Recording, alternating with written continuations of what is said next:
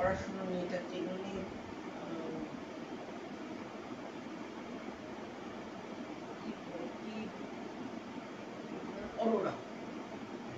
অরোরাতে ছিল, অরোরা কোম্পানি, সেখানে উনি অভিনয় করেছেন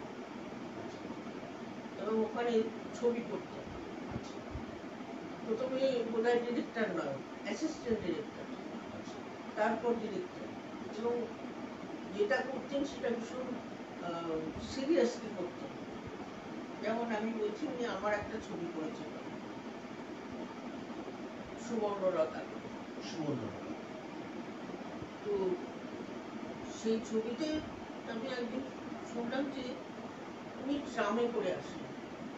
আমার খুব খারাপ লেগেছে, তাহলে আমি ট্রামে করে কেন আসবেন, এটা তো একদম ঠিক নয়, নর্থ ক্যালকাটায় উনি থাকতেন।